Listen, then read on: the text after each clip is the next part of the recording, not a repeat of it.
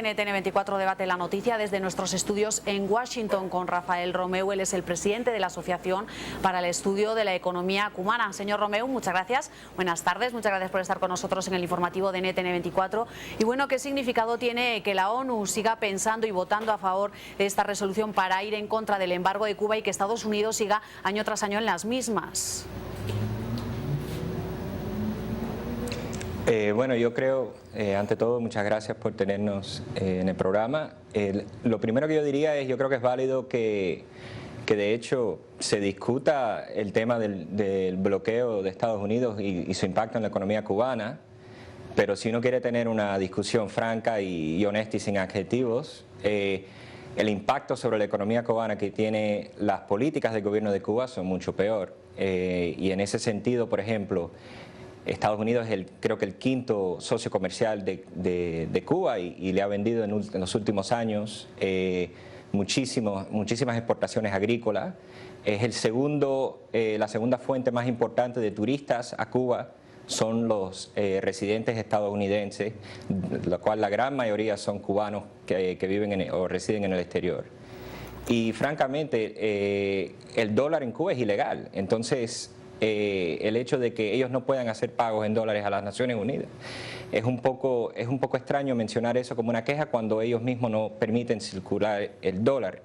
Entonces el gobierno cubano ha identificado varios problemas y nosotros le damos crédito por haber identificado ineficiencias y francamente en los últimos 5 años el diálogo político de Cuba se ha movido más hacia una crítica interna y una crítica válida y han podido identificar que la economía es ineficiente. Entonces, discutir el tema del bloqueo de Estados Unidos hacia Cuba y el impacto económico que se ha tenido es como un primer paso hacia discutir los problemas fundamentales que tiene la economía cubana, que son bastante graves y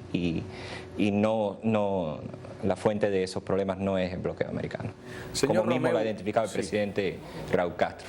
Sí, señor Romeu, ¿y usted sí cree que en algún momento Estados Unidos vaya a levantar este embargo a Cuba? ¿Cuáles podrían ser los obstáculos que todavía, por ejemplo, le permitieron hoy a países como Estados Unidos e Israel votar en contra dentro de las Naciones Unidas?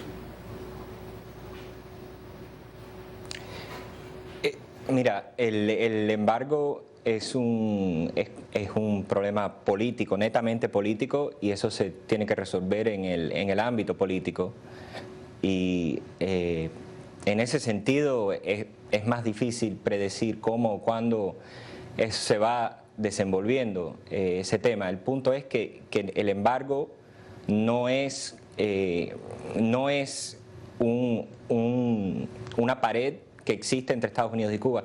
Eso no es la realidad. La realidad es que hay 5 o 6 vuelos desde Miami hasta Cuba todos los días. Hay vuelos cada día más a aeropuertos de Estados Unidos llevando ciudadanos americanos y residentes de los Estados Unidos que van a visitar a Cuba. Hay muchísima inversión, hay muchísimos viajes culturales. Entonces, el hecho de que el embargo esté legalmente sobre el papel y que hoy en día existan restricciones en ciertos ámbitos, como por ejemplo el turismo, es una crítica válida que hace el gobierno cubano y es cierto que eso le impacta a la economía de Cuba y es un problema bilateral entre Cuba y Estados Unidos.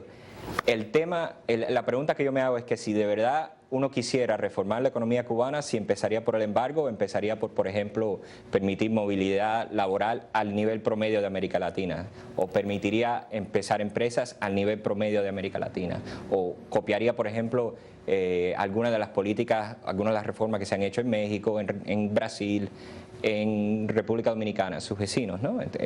Hay temas mucho más fundamentales que ellos están trabajando sobre eso, pero están tomando pasos muy pequeños en esa dirección. Señor Romeu, yo quería preguntarle si está de acuerdo con la cifra que ha dado el gobierno de Cuba, que dice que con el embargo pues han acumulado daños por 975.000 millones de dólares. La cifra es exagerada, ya desde algunos recintos de Estados Unidos se dice que eso no es cierto.